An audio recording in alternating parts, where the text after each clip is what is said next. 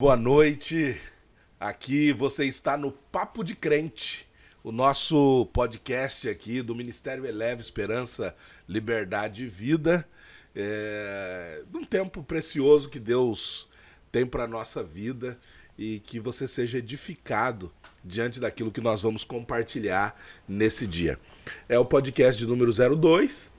Semana passada a gente estava aqui com o pastor Fernando Chauk, lá de Moçambique, e hoje nós estamos também com um convidado muito especial, nosso pastorzão Alexandre Miranda.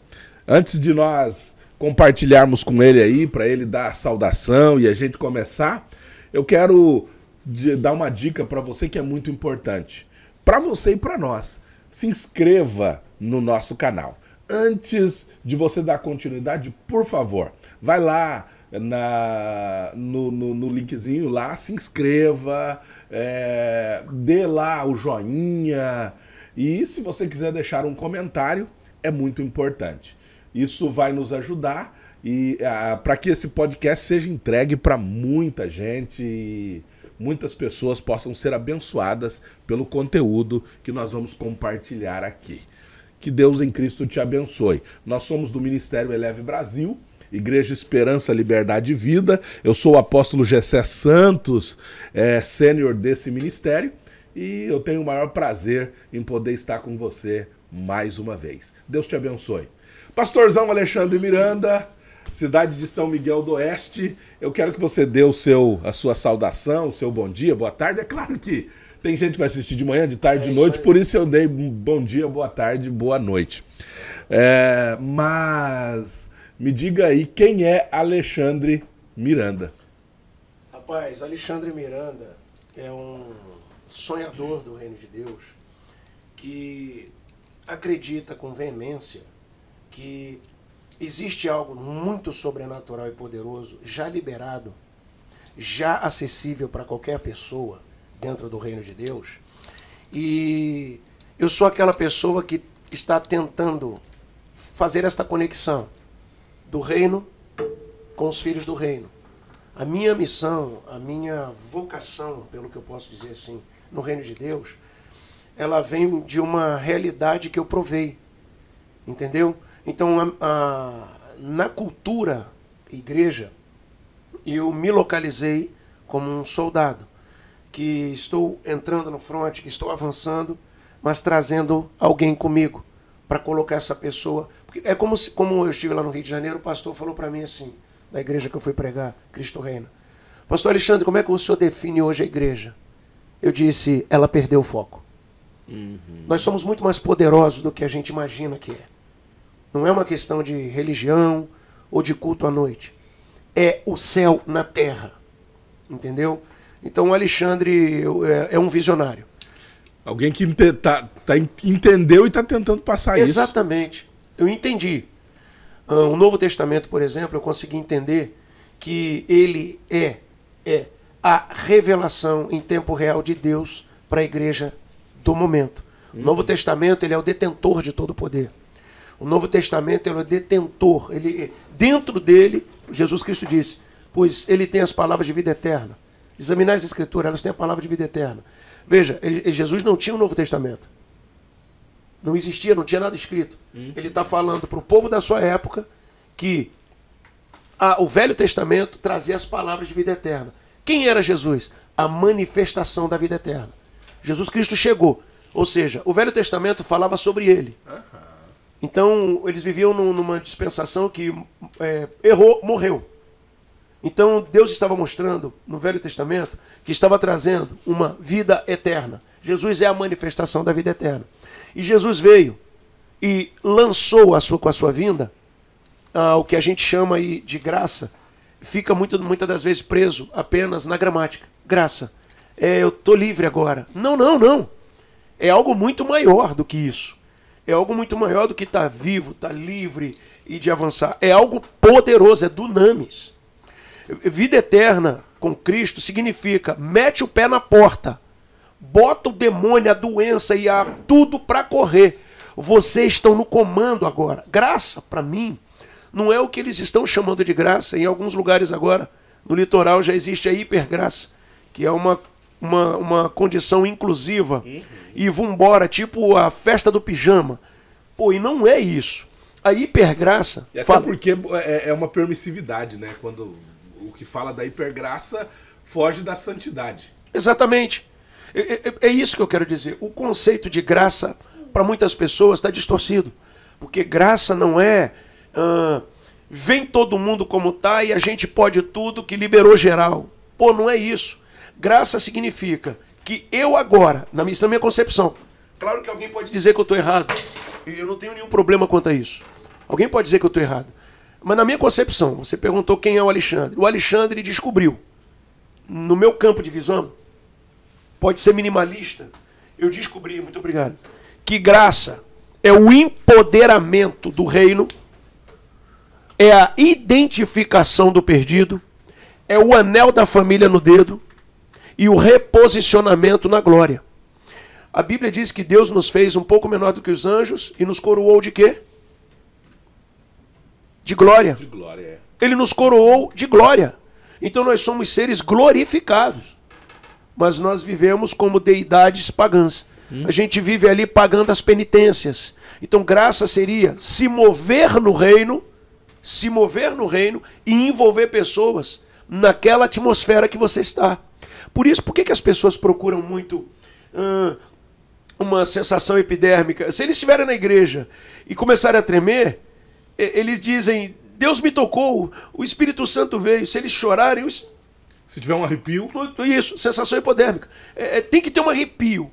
Mas espera aí, mano. Elias, quando ele disse, se eu sou homem de Deus, caia fogo do céu, eu consumo tu e teus 50, ele não tinha arrepio. Ele vivia dentro de uma realidade. Ele tinha um convencimento. Ele tinha uma convicção. Acabou a história. Então, a mente é o canal-chave. A mente tem que te localizar primeiro. O resto, mano, é sensação. Poder não tem a ver com sensação, com tremor. Poder é a manifestação. É quando aquilo se manifesta. Uma pessoa se levantou doente, poder esteve sobre ela. O poder caiu nela. Um demônio se manifestou, a pessoa caiu, poder desceu naquela pessoa. O demônio não aguentou ficar de pé. Então, na minha concepção, graça, acho que é do carisma no grego, seria como um presente. A Bíblia diz que fulano achou graça aos olhos de Deus. Significa que Deus olhou para aquela pessoa e sentiu prazer nela. E Deus sentiu prazer e agora vem depois da graça o quê? O favor. Entendeu? O que é o favor? Aonde você vai, a porta está aberta. O que você faz dá certo. Por Deus achar graça aos seus olhos, você é favorecido de Deus. Aí o Salmo 105, 14 e 15 diz o quê? E a reis repreendeu dizendo, não toque nos meus ungidos, nem maltrate os meus profetas. Eles são o quê? Um povo favorecido de Deus. Então hoje eu não vejo esse povo sendo favorecido. A verdade é que não há favor de Deus. Por que não há favor de Deus? Por causa da mentalidade de pecado. Não é do pecado, que para o pecado o sangue de Jesus nos purifica. É que você vive numa mentalidade de pecado. Quando você olha para as pessoas, você as julga. Tua mente está procurando pecado nelas. Quando alguém está cantando, a mente da pessoa está procurando algo que descredibilize o cantor ou o pregador.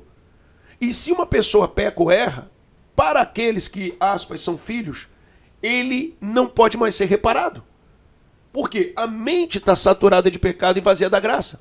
Nós temos a graça na boca, pastor Gessé, mas não temos no coração. E o reino de Deus é tudo sobre pessoas. Já imaginou que você pode estar vivendo com Deus, sem sorver nada dele, como alguém que está numa piscina morrendo de sede, sem querer tomar um gole? Tudo que nós temos é religião. Ou eu vou te dizer com clareza isso, na minha concepção. A gente precisa restaurar o altar para oferecer o sacrifício. Nós estamos servindo o sacrifício em qualquer lugar. Não, Deus não come em qualquer lugar.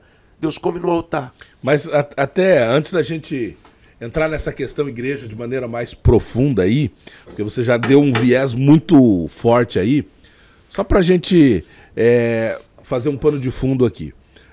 Pastor Alexandre, pastor da igreja Atos 5 em São Miguel do Oeste. São Miguel do Oeste, Santa Catarina. Aqui em Santa Catarina. Mas agora está concluindo o livro O Homem por Trás do Pastor. É isso aí. Da onde veio isso e qual o propósito de um livro que tem exatamente um nome muito sugestivo? Porque o nome já dá ele já dá um norte muito forte.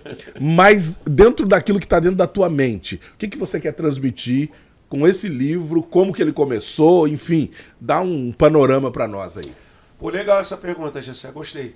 O Homem por Trás do Pastor, na verdade, ele surgiu, a ideia, há 1 ano e meio atrás, e eu chamei uma pessoa, eu não ia escrever o livro, e eu disse para ela, escreva esse livro, porque ela acompanhou meus dissabores pastorais. Ela acompanhou minhas decepções, essa pessoa, e eu estava sempre conversando com ela, certo, e explicando para ela. Se tornou uma aluna maravilhosa essa pessoa, e eu comecei a explicar para ela, e um dia chorando eu disse assim, escreva esse livro. Passaram-se 1 ano e meio, ela não escreveu. E você lembra que eu te liguei, acho que em outubro do ano passado, ou janeiro? Foi. Eu estava debaixo de mau tempo. Não é verdade? Foi. Isso só se intensificou depois. Eu estava correndo atrás de amigos, de pastores ali. Orem por mim, me ajudem. Mas eu precisei passar naquele vale. Cara, foi um vale tão fundo que às vezes eu tenho a impressão que ainda estou escalando a montanha para sair dele. Por causa não do vale em si, sabe? Porque quando você está onde você estiver, se você tem força e vigor, sair é muito mais rápido. Mas agora imagine, você abre a prisão de um cara que você quebrou a coluna e as pernas e diz assim, você está livre, pode sair. Quanto tempo você acha que ele vai levar de chegar até a porta? É isso que eu estou falando.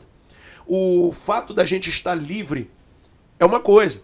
Ter condição de sair da prisão é outra coisa. É outra coisa, né? Eu estou vendo que a cela está aberta. Agora, como é que eu saio para fora da cela? Então vamos lá. A ideia do Homem por Trás do Pastor, desse livro, que eu já tive a visão dele ser um best-seller, tive a visão da capa, eu tive a visão de tudo isso. Deus me programou no campo do sofrimento. Eu falei, os pastores precisam saber disso. E a igreja precisa saber disso. Gessé, na igreja existe tanta confusão por causa de identidade, que você percebe que as pessoas estão indo para lugar nenhum. Até que o ponto que elas ficam amaciadas apenas ir para a igreja. A igreja, Gessé, eu rotulo a igreja como uma escola espiritual. O que você faz na igreja? Ensina a palavra de Deus. Ou não é verdade? Verdade. A igreja também é o campo de estágio. Tudo isso acontece ao mesmo tempo. Você aprende e estagia. Então, quando você fala de cura, você chama, a unção, ela é relativa à pregação, tá? Em Jeremias 1,12, Deus diz, eu velo para cumprir a minha palavra. Cumprir a palavra é fazê-la acontecer. A palavra de Deus, ela ganha vida, foi a revelação que Deus deu para mim, quando o homem fala ela. Porque palavra, você tem um monte de livro aqui, esses livros estão fechados, ninguém vai saber o que tem nesse livro, a menos que você fale o que leu. Exato. E o oficial etíope da rainha Candace de Atos, ele estava lendo. E a leitura era a mesma que Filipe. Só que a leitura expositiva de Filipe trouxe conversão ao eunuco. Ele disse, de quem o texto está falando? É do profeta fala de si mesmo ou de outro que virá?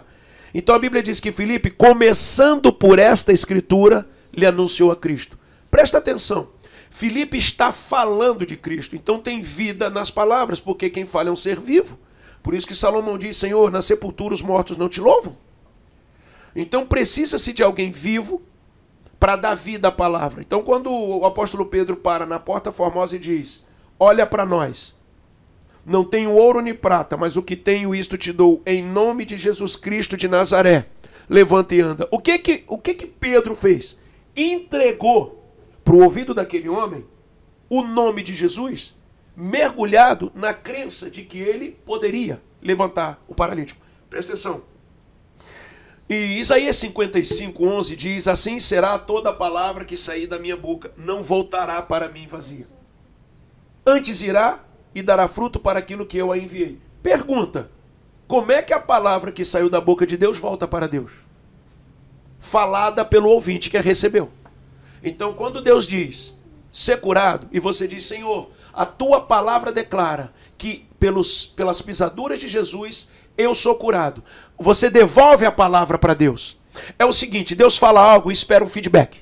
Deus quer um retorno do que ele diz. Tipo, Gessé, você concorda? Concordo. Então agora fale o que Deus diz. Quando eu falo o que Deus diz, carregado de crença, aquilo é catalisado. Toma vida. Isso. Então, O Homem por Trás do Pastor foi um livro criado, primeiro, exclusivamente, para a igreja. Porque a igreja parece que não entendeu. O Gessé, eu não sei no seu pastorado. Todo mundo quer ser pastor. Todo mundo quer ensinar ao serviço.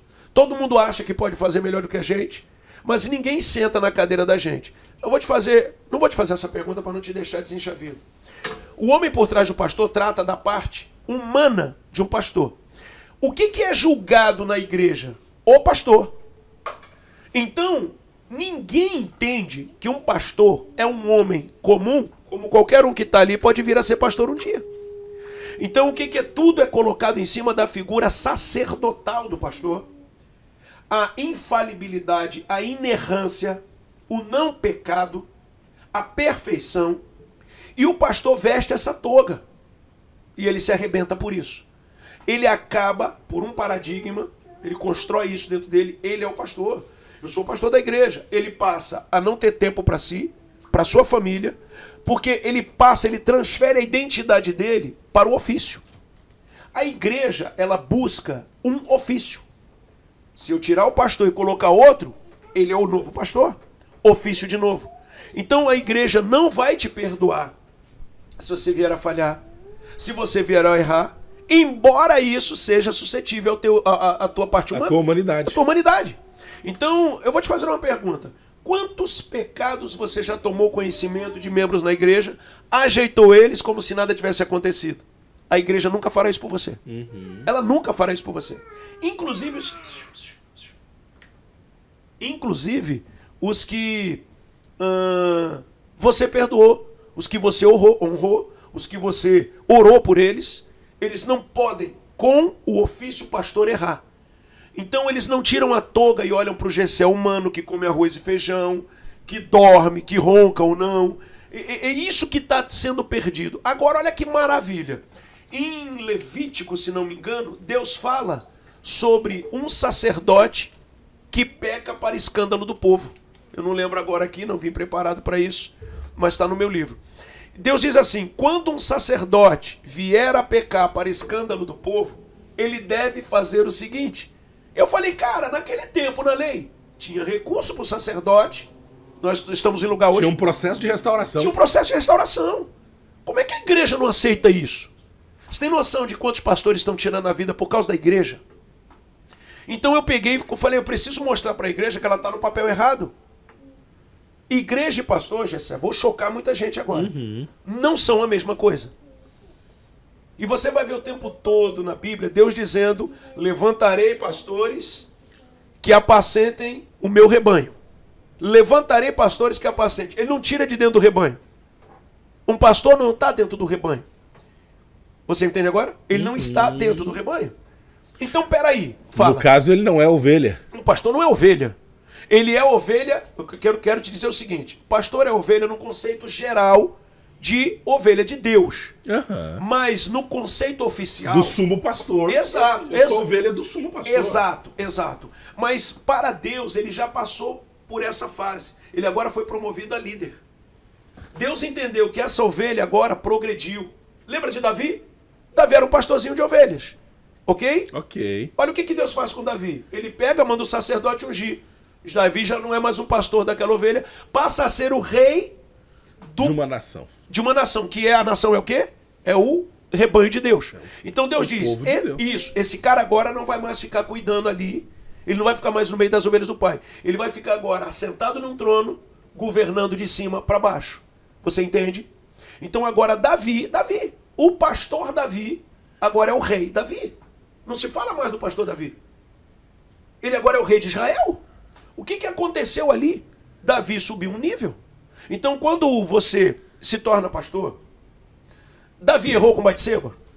Com certeza. O que aconteceu? Deus rejeitou Davi? Não. Ele pediu misericórdia. Salmo 51 foi criado pelo quê? Não retires de mim o teu espírito. Você entendeu agora? Agora o que Deus diz? Deus diz, achei Davi homem segundo o meu coração. Deus no leito, quando Davi está no leito, Deus consola Davi. O tempo todo Deus está com Davi. O que acontece então? Por que a igreja abandona pastores? Por que a igreja não perdoa pastores? Embora o pastor está sempre perdoando seus pecados. Porque a igreja não entendeu. Ela pegou um ofício. A infalibilidade. Quando se fala aí do pastor ovelha, é como se tornasse eu ando dentro de um ambiente comum, é isso?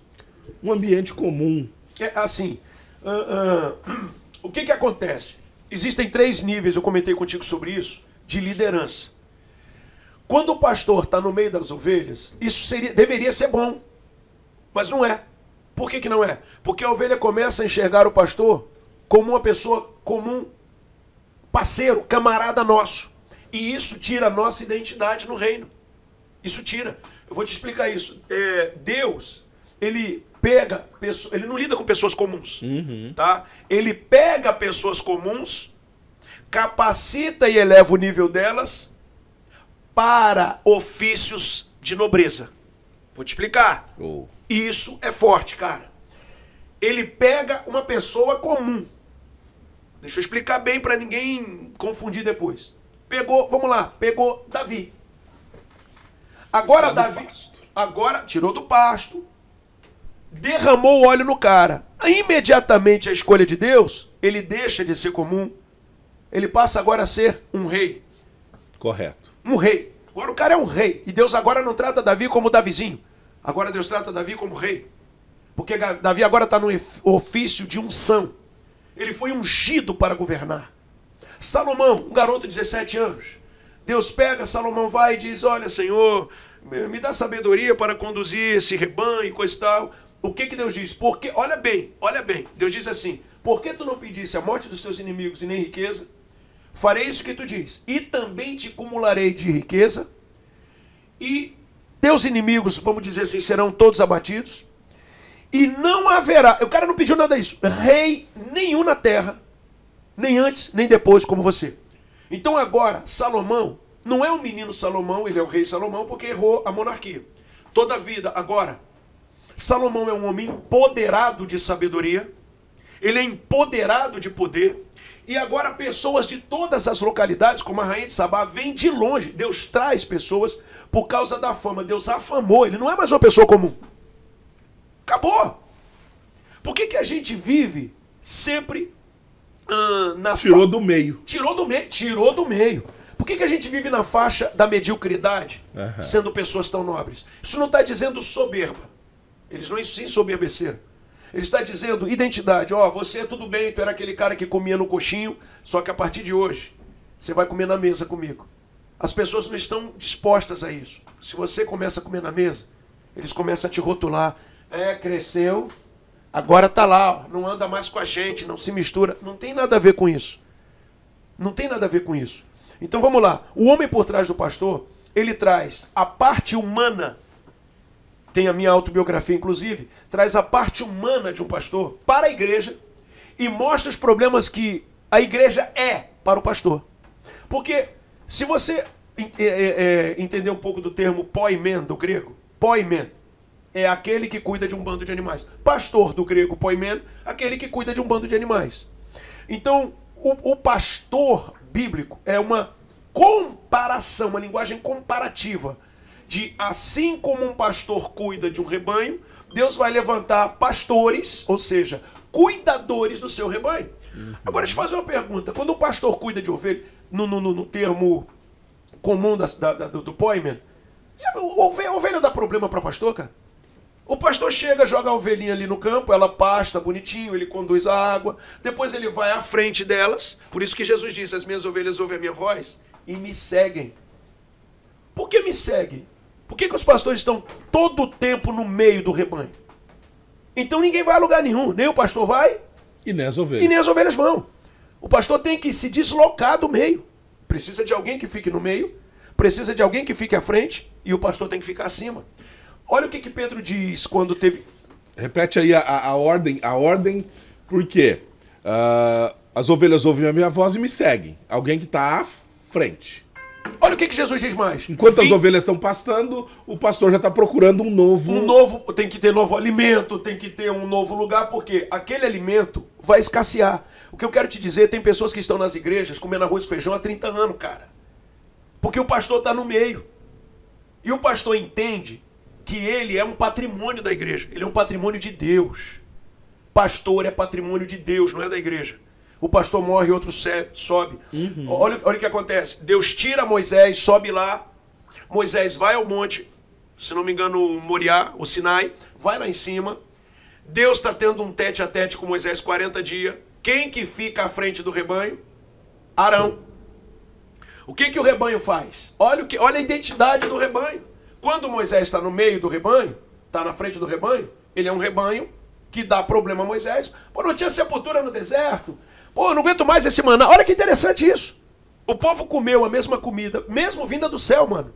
Ele enjoou daquilo. Eu quero carne. Então as ovelhas vão querer um alimento diferente. E os pastores, se tiver no meio das ovelhas, nem ele tem o que servir, nem elas têm o que comer. O pastor tem que se dedicar à palavra e à oração.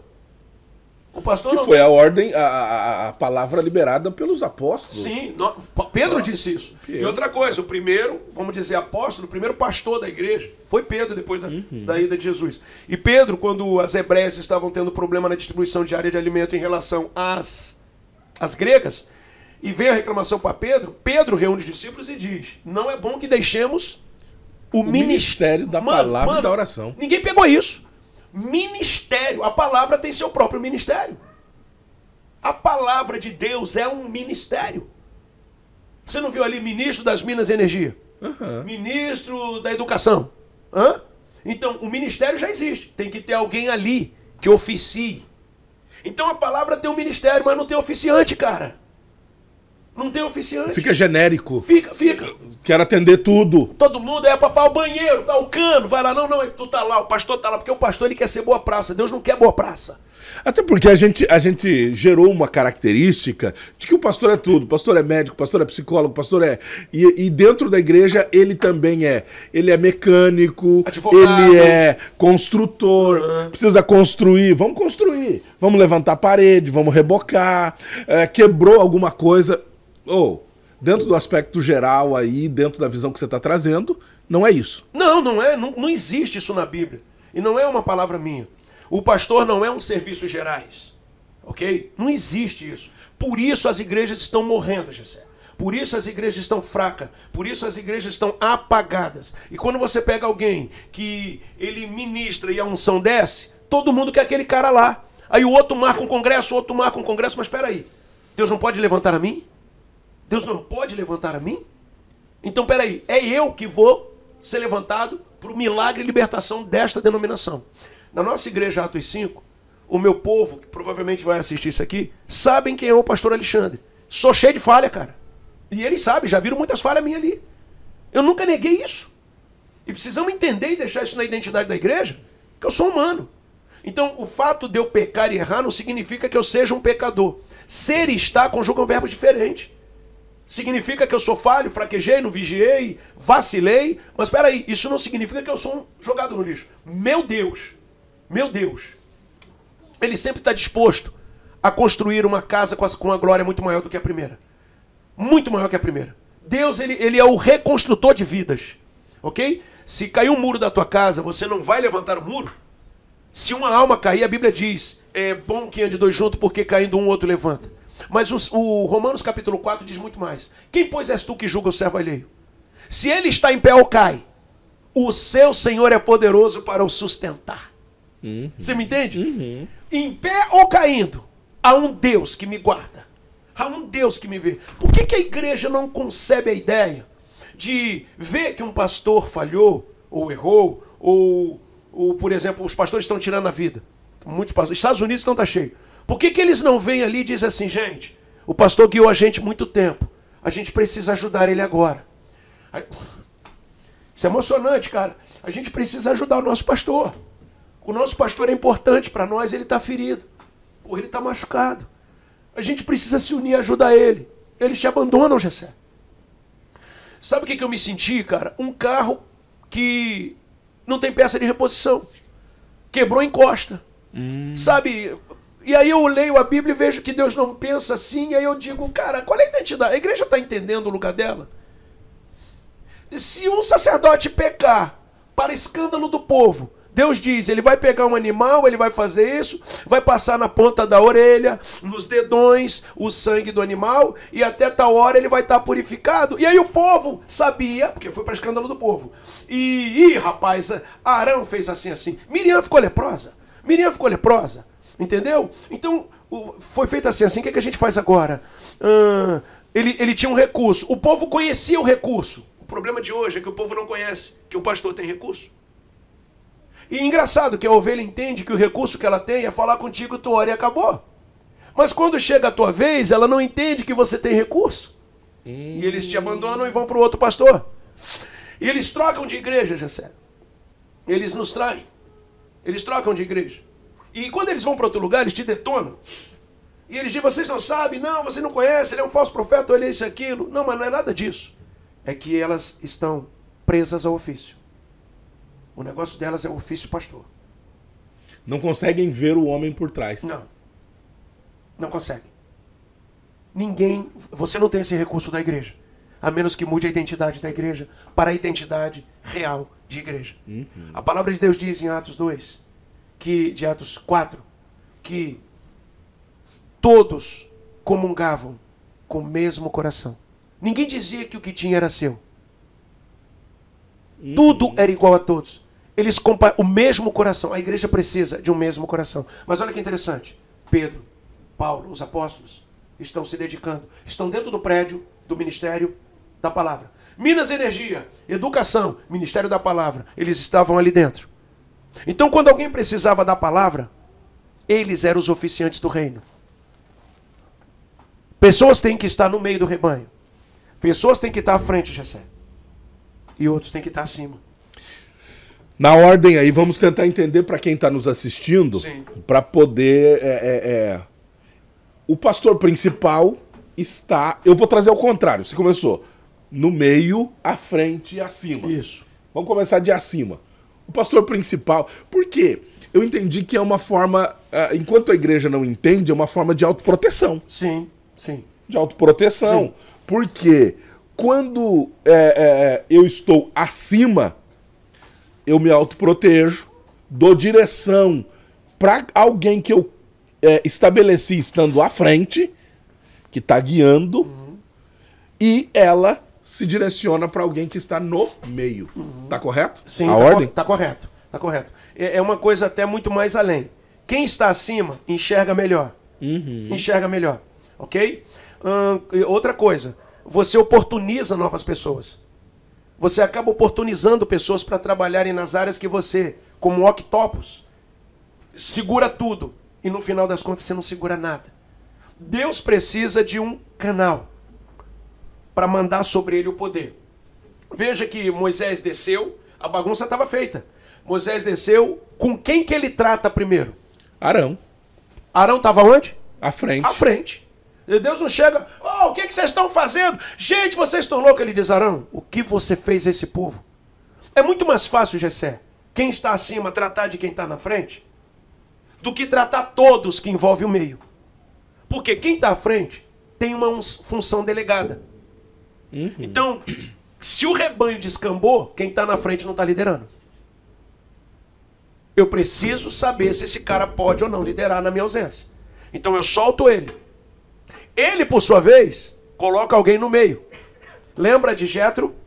Jetro chega e diz para Moisés, vou usar minhas palavras, você tá louco? Você vai pirar, cara, você vai morrer desse jeito. Delega funções aos homens. Moisés estava onde? No meio do rebanho. No meio. Moisés estava a ponto de morrer. Moisés não tinha tempo. A mulher dele e os filhos ficaram com Jetro. Jetro é que veio e trouxe a família de Moisés. Já aconteceu isso com a gente. A gente fica num ponto de estar tão no meio do rebanho que esquece que existem outras áreas em nossa vida que também precisam da gente. E é aí que está o problema que nós temos como relacionamento, sexualidade, família, finança. Gessé, eu sempre coloquei dinheiro meu e cartões de crédito na igreja. Sempre. Normal. Para qualquer por, líder vai pagar as contas. Mas por quê? Deixa de pagar a sua para pagar as da igreja. Tá errado. E tá errado. Porque olha só, quando eu boto uma loja, se essa loja não se mantém, eu tenho que fechar, porque além dela não se manter, ela vai destruir aquilo que me mantém. Então eu preciso que a igreja entenda seu papel como igreja. É aí que tá. Eles cobram, vamos dizer, eu digo eles não, deu dízimo. Dízimo ninguém dá, Gessé. Devolve. Então a pessoa dizima e ela quer ver aquela pintura, e se aquela pintura não está lá, ela não dizima mais. O papel dela não é esse. A Bíblia não diz isso. A Bíblia diz, traga os dízimos de oferta à casa do tesouro para que haja mantimento na minha casa. Mas a casa tem alguém que está cuidando. A casa já tem alguém, já tem copeiro. Então a igreja, as ovelhas são copeiros, são pastores, são presbíteros. Se tem alguém, já notou uma coisa? Uma ovelha sabe que tem alguém doente. Quem que ela chama para orar pelo doente? Pastor. O pastor. Mas a Bíblia diz o quê? Orais uns pelos outros. Então peraí, por que eu não... Você entende agora? A igreja está transferindo tudo para uma pessoa só. E é por isso que esse cara vai quebrar. Ele vai cair. Eu costumo dizer isso. Falei isso para minha filha, inclusive. Carol, pai, tem uma mulher assim, ela quer se matar e coisa e tal. Eu falei, para quem que ela ligou, minha filha? Então, ela ligou para mim. Eu falei, então ore você por ela. Pai, mas é que o senhor pastor... Aonde está escrito isso? Minha filha orou pela mulher, pelo telefone. A mulher pegou, mandou uma mensagem de volta, dizendo, olha, eu não sei explicar o que aconteceu, mas quando você estava orando por mim, olha, eu senti uma paz, aquilo tudo se foi. A minha filha ficou feliz e não sabia que ela tinha esse poder. Você me entende? Uhum. Então eu entendo que quando... Ela queria transferir. Porque isso é o comum da igreja. Quem ora? Pastor. Quem dá alimento? Precisa da cesta básica. Igreja. Como igreja? Você não pode tirar 5 quilos de arroz do teu armário e dar para a pessoa? Na verdade é que há uma confusão muito grande no rebanho, Gessé. Então O Homem por Trás do Pastor é um livro que norteia e responsabiliza. Porque nós estamos muito errados como pastores. Nós estamos muito errados. Ok? A gente deixou o ministério mais importante. Pedro disse, nós nos dedicaremos à oração e ao ministério da palavra. Os pastores não estão fazendo isso. Eles estão fazendo multifunções. Deus não quer um pastor multifuncional. Ele não quer um pastor multifuncional. Então temos que delegar funções a quem responsável por elas. Nós temos um rapaz aqui com a sua companheira trabalhando aqui, né, no equipamento de som. Ele tem que ser qualificado para isso. Ou ele tem que entender o que vai fazer, para fazer com excelência. Senão você vai chegar em casa, você vai ver o vídeo e vai chegar e chamar ele, pô, tu viu que ficou tudo tremendo? Ô, tu viu que, cara, o meu microfone tá ruim. Você vai falar isso com ele. Mas você não tem que se preocupar com essa sala. Você tem que sentar, ele tem que se preocupar. Mas se você se mete muito na área dele, você deixa ele tolhido, você deixa ele bloqueado, porque ele vai começar a ter medo de Gessé, e isso vai dar errado. Deixa ele solto. Confia nele. E você se dedica ao ministério da palavra e da oração. Ok? O Homem por Trás do Pastor também traz um problema. Para elucidar, é que as igrejas não esvaziam. Isso fique bem claro. Tu viu que aquela igreja esvaziou? O pastor pecou. Tu viu que aquela igreja quebrou? O que foi? Pô, o pastor estava em pecado. Não. Igreja não esvazia por causa de pastor. Porque um pastor não enche uma igreja. Na saída dele não esvazia uma igreja. Não é nem matematicamente correto isso aí.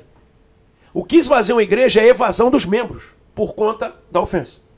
Então os membros, eles, na verdade, correm para lugar nenhum e fogem de qualquer coisa. Certo. Os membros, eles têm que aprender isso. Deu um problema na igreja. Quem é a igreja? Igreja, eclésia ou querrilá do hebraico. Igreja significa ajuntamento, congregação. Não tem a ver com pastor. Pastor não é igreja. Não é igreja. Pastor é quem cuida da igreja. Pastor é o oficiante da igreja. Igreja é ajuntamento. Pastor não é ajuntamento. Quando ele olha com essa visão de que eu sou igreja, gerou uma confusão? Gerou uma confusão porque mexe na identidade. Pô, eu sou pastor. Como pastor, o que abrange o pastorado? Como oficial. Como oficial do pastorado, se eu sou igreja, eu sou tudo e todo mundo. Se eu sou o pastor, eu me posiciono diferente. Então, quando eu subo na tribuna, eu subo diferente. Quando eu passo alguma coisa, eu passo diferente. Quando eu visito alguém, eu visito como pastor. Ok? Agora, quando eu estou em casa, eu não sou pastor.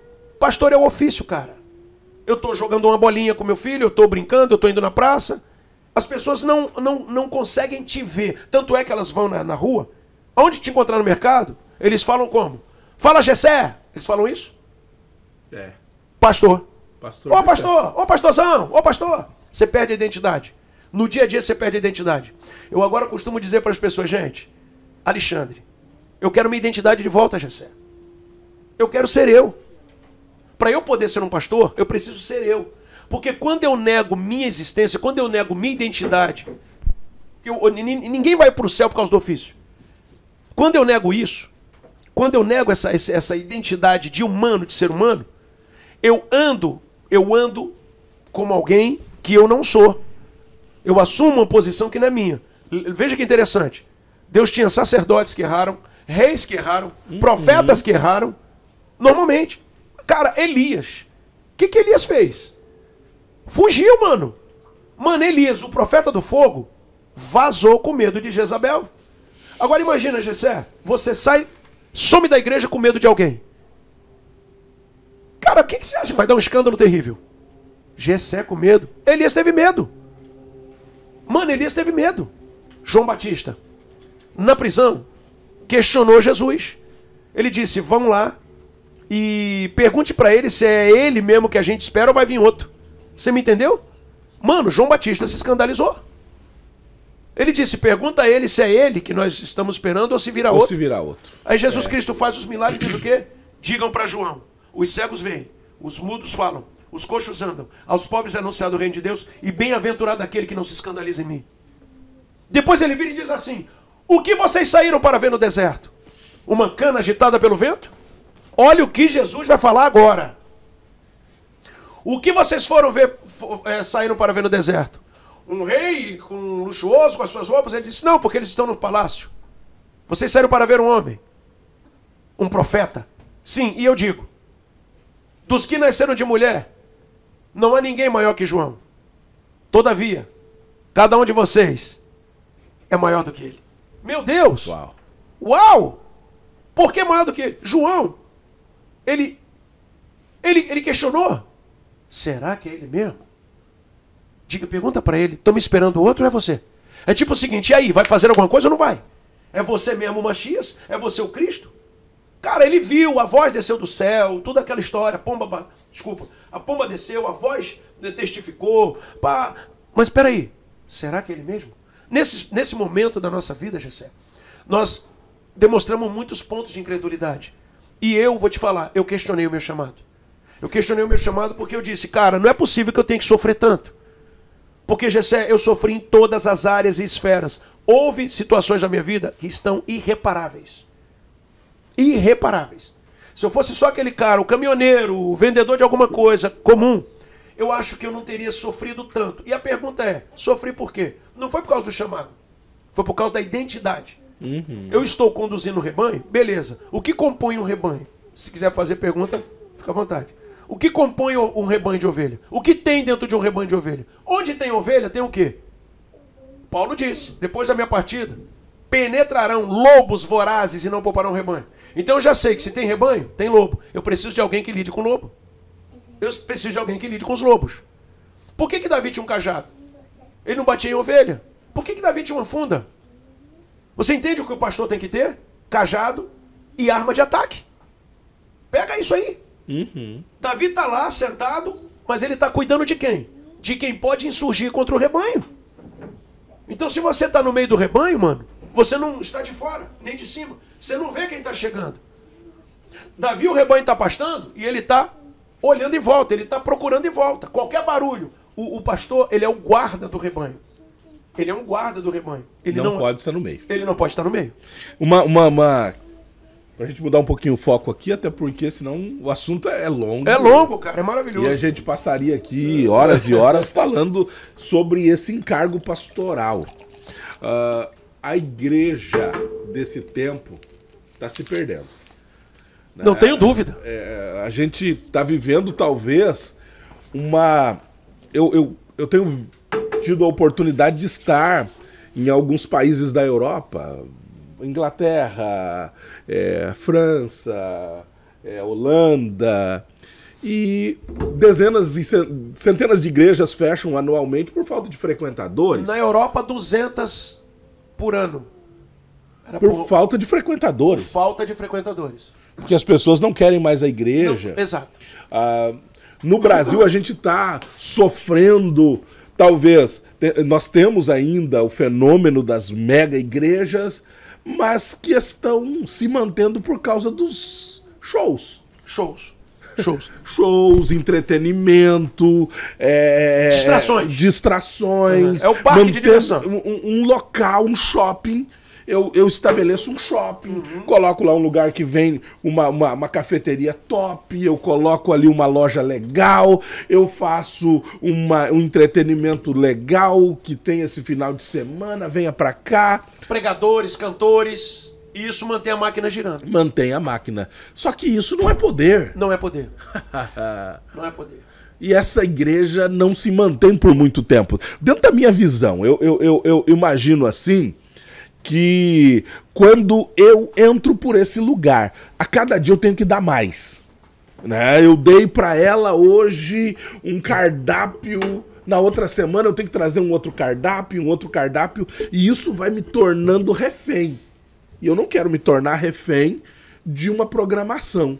Eu quero que as pessoas venham por causa do propósito principal, que é Jesus. Só que as pessoas, a grande maioria delas, não estão vindo por Jesus, e isso não edifica, isso não transforma, isso não... Qual que é a tua visão dentro disso? A minha visão é bem parecida com a tua, mas ela tem um tempero extra que eu vou adicionar ali. As pessoas, elas vão para a igreja como quem vai a um restaurante. Se a comida apetece, elas voltam. Mas muitas voltam quando dá vontade de comer aquela comida. Você vê que você não come pizza toda semana. Mas você gosta de pizza? Eu gosto, com certeza. Todo mundo gosta de pizza, né? Então, a pizzaria precisa de um campo muito maior de clientes, porque se depende... Eu vou vender só pro Gessé, estão falido. Okay. Gessé não come pizza todo dia. As pessoas vão na igreja, hoje, e muitos são convidados, como quem vai a um fast food. Ou, pior ainda, hoje nós estamos lidando com o sistema delivery da fé, ok? É mais fácil você ligar e pedir. O que aconteceu aí nesse fenômeno? É que ficou eletronizado a igreja. Nós estamos informatizados. E tem outra coisa, Gessé. E isso eu vejo, eu não concordo com isso. Eu não posso mudar isso neles, mas eu não concordo. É a mescla informativa. O Gessé diz, pela palavra, que é assim. O pastor da mídia diz isso. O do YouTube diz isso. O outro podcast diz isso. Então eles começam a ter várias vertentes do mesmo assunto. E eles ficam desnorteados, porque eles não podem se dividir em 5. Eles têm que escolher uma direção. Na maioria das vezes, eles escolhem a direção do cara que está lá fora, que não cuida deles. Do cara que não ora por eles. Do cara que não vai na casa deles. É do cara da mídia. Então, o Gessé, o que aconteceu? Gradativamente, você perdeu o lugar. Você perdeu o lugar para quem está na mídia. Você vai ver assim que o pessoal publica muito. Pô, tu viu aqui, pastor, o Subirá? Nada contra, eu tô falando. Eles falam muito das pregações do pessoal que tá na mídia. Né? Pô, cara, palavra tremenda. Aí publica pra ele. Ninguém publica a tua palavra. Ninguém publica a tua palavra. Você deixou de ser o pastor deles. Porque cada um tem vários pastores. Exatamente. Eu gosto da palavra do fulano, isso. do fulano de tal, Isso. E eu coloco as minhas preferências. Isso. A questão é, quem é o pastor deles? Essa é a questão. Pô, peraí, é todo mundo que está na mídia ou é o Gessé? Então não há por que eu ser pastor de uma igreja se a igreja identifica todos menos eu como pastor. Eles me abraçam. Se eu faltar ao culto, eles dizem, ué, cadê o pastor? Mas eles sentem a minha falta em dias de culto. Ou quando estão com problemas. E isso que faz com que você deixe o ministério da palavra e da oração para servir as mesas. Então, para que você mantenha o membro na igreja, você está sempre mandando mensagem. Se o cara não vem no culto, você diz, e aí, Vaz, está sumido? Está precisando de alguma coisa? Eles não dizem, pastor, eu estou sumido, porque eu estou com problema. Você tem que ir atrás deles. Você tem que ir atrás deles. Então, a pergunta que você fez... Eu quero que só que você refaça de novo para mim. É a questão, a igreja nesse tempo está enfraquecida. O que enfraquece? Igreja o que é, cara? Conjunto de membros interdependente. Um depende do outro. Desculpa. Corpo. Corpo é conjunto de membros interdependentes, um depende do outro. A igreja é chamada de corpo de Cristo, ok? Mas a Bíblia diz que Cristo é o quê? O cabeça desse corpo. Tá entendendo? Quando o corpo... Cara, isso é forte. Isso é psicologia, biologia. Quando o corpo de um ser humano fica fraco? Tem a ver com a cabeça, né? Tem a ver com a cabeça. Uhum. Quando não há conexão de vitalidade com a cabeça. Por exemplo, Isso. se eu cismar que eu não quero comer, vai enfraquecer tudo. Se eu não quiser mais levantar da cama, vai enfraquecer tudo. Tem que ter a cabeça saudável para governar o corpo. Tem que ter uma mente saudável. Se Cristo é o cabeça da igreja, Gessé, por que a igreja está doente e está sofrendo? A resposta é simples. Porque ele não é o cabeça da igreja. Deveria ser o cabeça da igreja. O que eu quero dizer é que o corpo não anda de acordo com a cabeça. O corpo anda como quer andar. Desajeitado, desengonçado, porque não quer obedecer a cabeça. E por que não quer obedecer a cabeça? Ou não quer obedecer, ou estabelecer outra cabeça conforme a sua filosofia. Cara, agora sim, agora tu deu um machado no dedo. Trocaram de cabeça. Ah. Trocaram de cabeça. Então agora eles seguem homens, agora eles seguem a si mesmo, mas não seguem a Deus. Não seguem a Deus. E por que não seguem a Deus? Porque a palavra do Senhor não está sendo examinada. Não há. Ô Gessé, eu leio a Bíblia todo santo dia, há dezenas, eu vou estar com 100 anos, né? Mas algumas dezenas. Eu não tomo um café da manhã sem ler um salmo que seja. Eu estabeleci isso porque eu era um pastor que eu não lia a Bíblia. Eu era um pastor, Gessé, que eu estudava para pregar. Eu fui itinerante. Então eu era aquele cara que chegava, as ovelhas não sabiam, e eu trazia uma... Todo mundo vira um Pentecoste, anotou? Você traz uma cantora de fora, o nego fala até em língua, prega na igreja, fica todo mundo mudo. Então peraí, cara, o que acende esse fogo afinal? O emocionalismo. As pessoas são emocionais hoje. Então se você canta um hino que diz, se alguém te viu na prova e não te ajudou, quando vê você na bênção vão se arrepender, eles começam a chorar. Por que eles começam a chorar quando ouvem uma canção, mas não choram quando a palavra queima seus corações? Porque eles não estão comendo, eles não pegaram o gosto da palavra de Deus. E eu vou te dizer que o que mudou na minha vida foi versículo a versículo. Eu todo dia tinha que ler um versículo. E eu descobri que eu passei a ler um capítulo. E teve café da manhã que eu lia livros inteiros da Bíblia. Eu estou comendo e lendo Eclesiastes, e acabava Eclesiastes todinho enquanto eu comia café. E eu pegava mais um pão de queijo, e eu lendo, falei, agora eu vou acabar o livro. A palavra de Deus, ela te prende. A palavra de Deus, ela te chama. Então a questão não fazer nada, não pegar celular, não tomar café sem ler. Deixa eu te falar, nunca. Isso é o seguinte, eu botei uma maldição na minha vida. Eu falei assim, Senhor, se isso acontecer, me fere. E tinha dia que eu perdi, ele é tão misericordioso que ele não fazia isso. E no outro dia eu falei, caraca, eu não li o Salmo ontem. Eu lia 2 naquele dia. Eu tinha que pagar o voto, era um voto meu. Uma outra coisa que a igreja não faz mais é jejuar. Eles jejuam quando estão doentes. Eles jejuam para uma porta de emprego abrir. Mas o jejum não é exatamente para isso. É um estilo de vida. Quando você jejua, Gessé, o que acontece? Eu preguei ontem lá sobre Salmo 58. As pessoas jejuam por N razões, mas nunca da forma correta. O primeiro jejum começa no coração. Quando você se abstém de algo para ter algo de Deus. Ok? Então, quando eu jejuo para crescer no reino. Quando eu jejuo para receber o Espírito. O que acontece? Jejum é abaixar a carne e a alma. O Espírito entra em evidência. Já viu pessoas jejuando na televisão? Eles jejuam no celular, vendo mensagem. Não, você não faz isso. O jejum é uma abstinência alimentar e líquido, se você tratar assim, mas você tem que alimentar o Espírito com o pão da vida. É ler a palavra. Tem que estar movido com consagração. Exatamente. Então você vai ver que se você não botar um jejum na igreja, ninguém jejua nem em casa. A igreja não pegou, ela perdeu a identidade.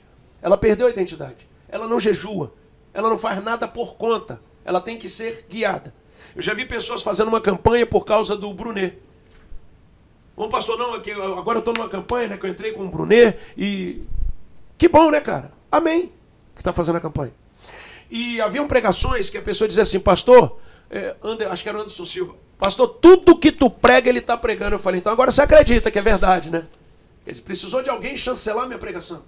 Eu coloco na tela, igual você aqui, todo o texto bíblico, eu prego na tela. Eu prego na tela. Então assim, Gessé, em resumo dessa nossa pauta, a igreja, você falou que ela está sendo destruída porque falta conhecimento. O conhecimento, Gessé, é o que está faltando para nós hoje. As pessoas não sabem se mover. Você pergunta para uma pessoa aqui na tua igreja assim, quem é você em essência? Você é um ser humano ou você é um espírito? Eles não sabem. Eu tive em Manaus, eles não souberam responder. Quem é você? Você é um espírito. Eles não conseguiram dar um glória. Eu sou um espírito? Sim.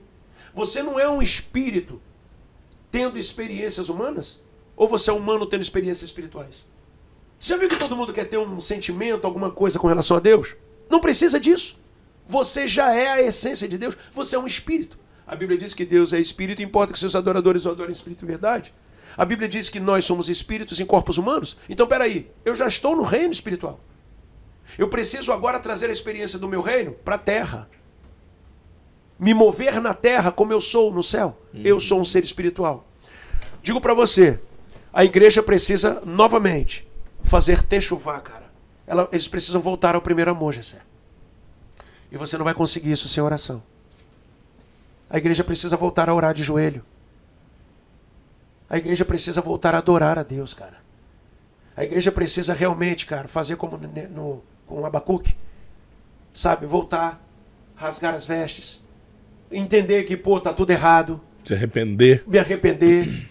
E tirar o foco do pastor, do ofício. Eles precisam olhar para Cristo. Nós somos o Cristo deles hoje, Gessé. É lamentável. Jesus, eu não quero isso. Mas a igreja hoje, ela te trata como Jesus. Imagine como Jesus é tratado então. O pastor da igreja é o emblema. Não é que a gente não deva ser respeitado, mas a glória e honra é para Jesus Cristo de Nazaré, cara. Não é que a gente não deva ser honrado, mas adorado só Ele. E para a gente parar de ser adorado, tem que sair do meio, Gessé. Eles têm que sentir falta de alguém no meio. E aí você chega lá como oficiante e traz Jesus para a cena. É por isso que nem os pastores estão conseguindo trazer Jesus. Eles se tornaram egocêntricos. Mas eles não se tornaram egocêntricos por soberba deles. É pelo apelo do rebanho. O rebanho está sempre balindo. Eles querem sempre uma resposta. Eles estão doentes? O que diz Tiago capítulo 5, versículo 13 em diante? Está alguém entre vós enfermo? Chame os presbíteros da igreja. Eles orarão, ungirão, imporão a mão, e a oração da fé curará o doente. Mas quem é que levanta ele? A Bíblia diz, e o Senhor o levantará. A Bíblia diz, está alguém entre vós alegre? Cante. Cante louvores. Já viu alguém alegre cantar louvor? Ele só dá risada. Deus está dizendo, pega o espírito de alegria que você tem agora e me louve e me agradece. Então a pessoa que está alegre faz como as mulheres no Magnificat. Ana, mulher de Eucana. Isabel, mulher de Zacarias.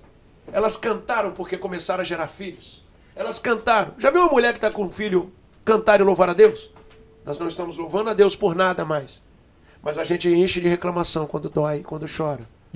A igreja realmente, Gessé, está num ponto crítico e perigoso. O reino das trevas está realmente ganhando vantagem. E o que a gente precisa é levantar 2 altares que estão caídos. Oração. E a leitura da palavra. Glória a Deus. Tá, só uma que você falou. Eu fui pregar no Rio de Janeiro e o pastor Zé Carlos falou assim, mano, eu não quero mais comprar roupa para a festividade das irmãs. A gente gasta um monte de dinheiro, a gente é comida, é festa, é anúncio. E depois daquilo tudo continua do mesmo jeito. Ele falou, mano, eu preciso do céu aqui. Eu preciso ver cura. Eu preciso ver libertação. Eu preciso ver poder de Deus. Eu preciso disso. Olha o que ele disse. Olha o que ele disse para mim. Consegue algum pastor que Deus use muito? Ele disse isso para mim, cara. E aí levou lá. Nesse evento, minha filha foi curada nesse evento. Ela tinha reumatismo nas 2 pernas. Reumatismo nas 2 pernas. Mandaram dar Bezetacil por não sei quanto tempo, todo dia um em cada perna. E minha filha caiu, todo mundo caiu na igreja, estavam doentes, mano.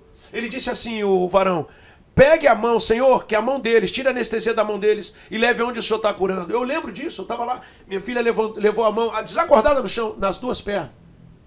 Ela levantou curada, ele chorou e disse, é isso, aleluia. É isso, Alexandre, que eu quero. É isso que eu estou falando. Gessé, nós temos que buscar milagre.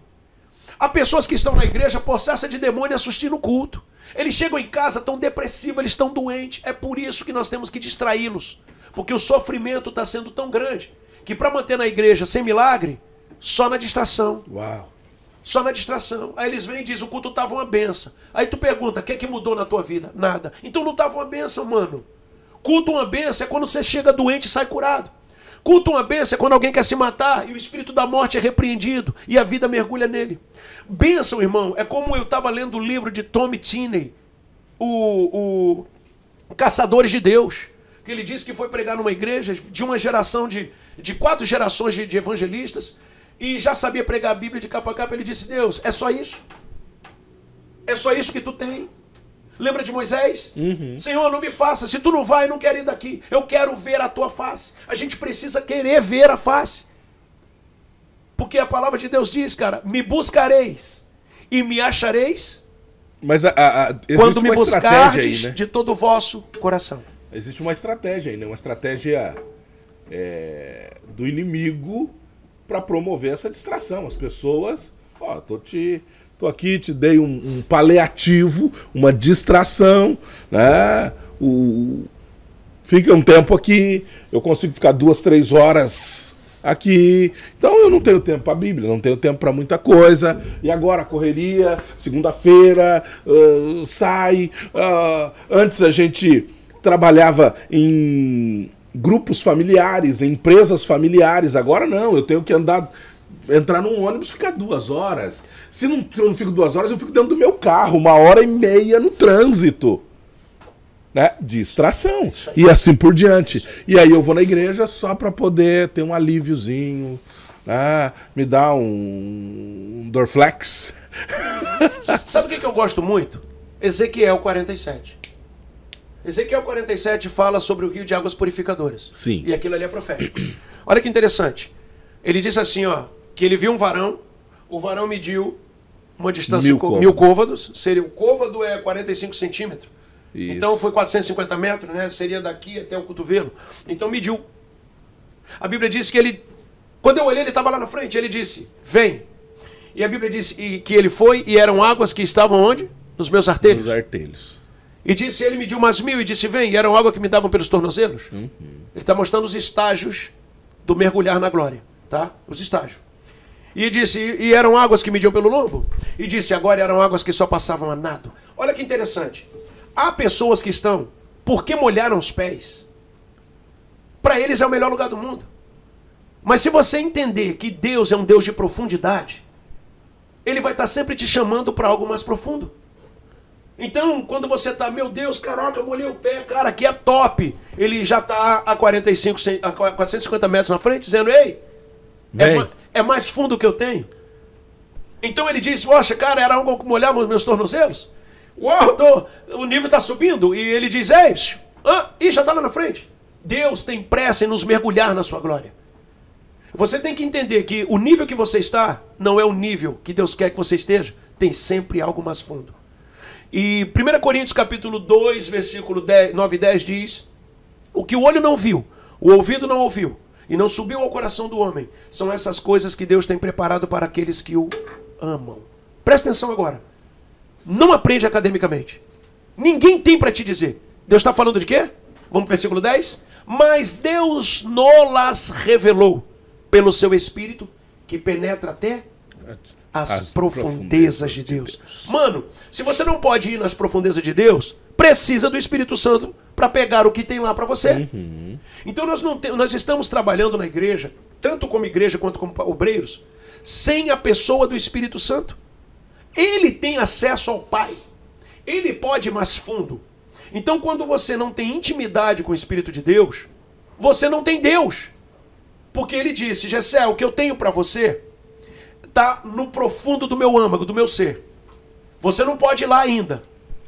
Mas o Espírito pegará para você e trará. Mas como ele vai fazer isso se você não tem comunhão com ele, nem intimidade? E outra coisa, Benny Hinn, eu estava lendo o livro dele, Bom Dia Espírito Santo. Sabe como é que Benny Hinn começou a comunhão? Ele chegava do colégio todo dia e ia orar. Ele só ia orar e conversar com ele. Até o momento que o espírito que passou a esperar e conversar com ele. Depois o espírito cura a gagueira dele. Quando o Benihim sai para ir ao banheiro, a mãe está passando pano no corredor. E a mãe cai porque o menino passa. Havia uma unção já sobre ele. A mãe tomou uma rasteira sem que ele fizesse nada. Ele estava crescendo no nível. Hoje, quem não conhece o pastor Benihim, de Toronto, no Canadá, as cruzadas evangelísticas, as curas milagrosas. Como começou isso? Desenvolvendo um vínculo de intimidade. Todo dia.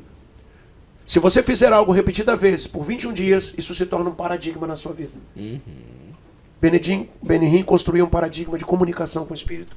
E agora é o próprio Espírito que se comunica com ele. Nós estamos sem essa figura. Oração, leitura da palavra e Espírito Santo. As igrejas, as ovelhas, precisam aprender a orar porque estão doentes. Eles precisam aprender a orar. Você viu o rapaz dando testemunho ontem? Foi. Não estava vencendo, não estava subindo no nível. Ele disse, me joguei no chão e orei. Gessé, não foi você que orou por ele. Ele rompeu a bolha. Quando ele rompeu, quando ele orou. A igreja precisa parar de depender de nós e levar suas oferendas aos pés de Cristo. A verdade é essa, nós estamos dependentes de todo mundo, menos de Deus. Em um minuto, um conselho aí a líderes que estão nos assistindo agora. Se você tivesse que dizer uma palavra para eles, um líder que sofre, o que você diria? Nunca pare de crer no seu chamado. O seu sofrimento, na verdade, só é o campo de teste de que você está para ser exaltado.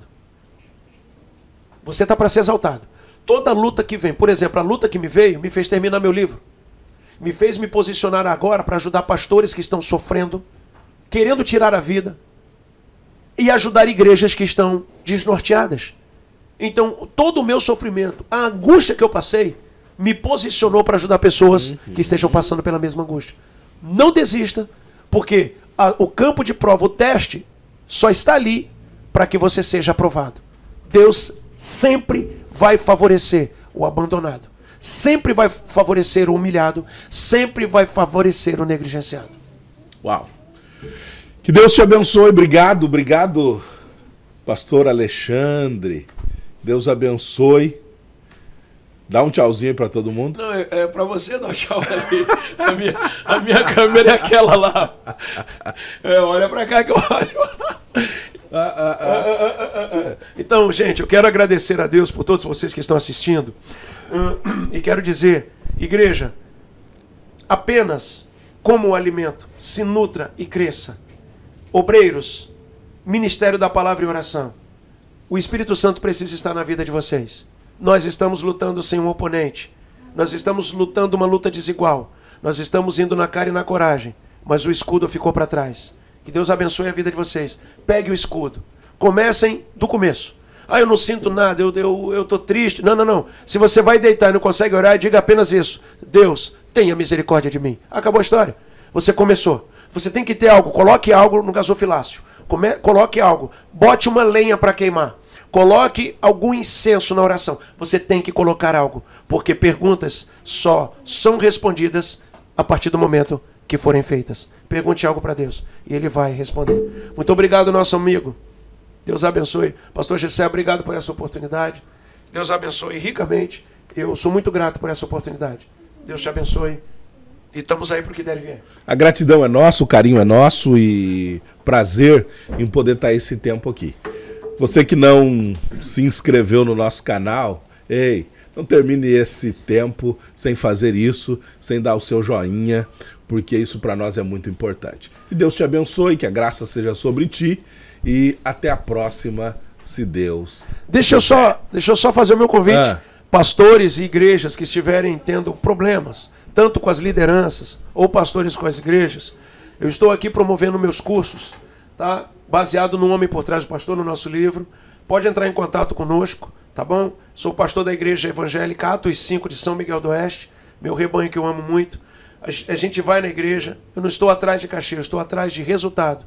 Sua igreja será empoderada, o poder de Deus vai descer ali e você saberá que nunca mais vocês serão os mesmos. Amém. Deus abençoe. Glória a Deus. Deus abençoe. Um abraço. Até a próxima, se Deus quiser. Fica com Deus.